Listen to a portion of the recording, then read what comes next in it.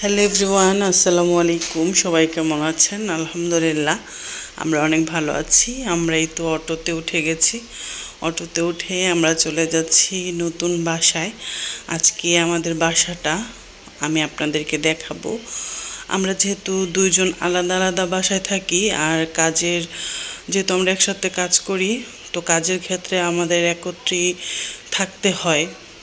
আর আমার বাসাটা দেখা যায় এমনিতেই ফাঁকা পড়ে থাকে। এই জন্য আমরা ডিসিশন নিয়েছি যে আমরা একত্রে বাসা নিব। তো এক বাসাতেই থাকবো দুজন, বড় একটা বাসা। তো বাসা দেখেছি।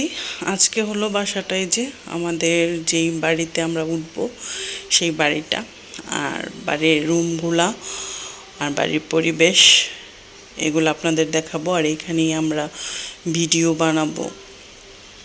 আমাদের লোকেশনটা বা বাড়ির ভিউ, বাড়ির ভিতরের সব কিছুই আমাদের খুব পছন্দ হয়েছে। তো আমরা আজকে এসেছি যে আমাদের ফার্নিচারগুলা কোথায় কিভাবে রাখবো সেটা দেখার জন্য। আর আপনাদের দেখাই যে আমাদের বাসাটা কেমন হয়েছে, অবশ্যই জানাবেন। তো আমরা চলে আসলাম, এই তো আমাদের ফ্ল্যাটে আমরা প্রবেশ করতেছি। তো ফ্ল্যাটের শুরুতেই কিন্তু একটা রুম, আর এদিকে আছে দুইটা রুম, তিনটা রুম। তারপর ড্রয়িংটাও মোটামুটি অনেক বড়, আর একটা পাকঘর, দুইটা বাথরুম, বারান্দাও দুইটা। এই যে একটা রুম, আর রুমের সাথে জানালা দিয়ে কি সুন্দর সবুজ প্রকৃতিক একটা ভিউ আছে। মন শান্তি হয়ে যায় এই ধরনের ভিউ দেখলে। তারপর চলে আসলাম আরেকটা বেডরুমে।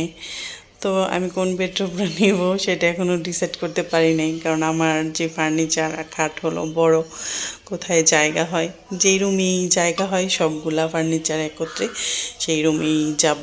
তো এটা হলো বারান্দাটা কিন্তু অনেক বড়, আর বারান্দার সামনে দিয়ে দেওয়া হয়েছে থাই গ্লাস। আর এটা হলো লম্বা বারান্দা।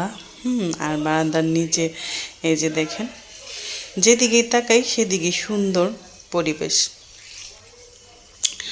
তো এই রুমটাই মনে হয় আমার নেওয়া হবে, কারণ এই রুমটা আমি নিতে চাচ্ছি না। এই রুমে ওয়াশরুম নেই, ওয়াশরুমটা হলো বাহিরে, কিন্তু রুমটা একটু বড়।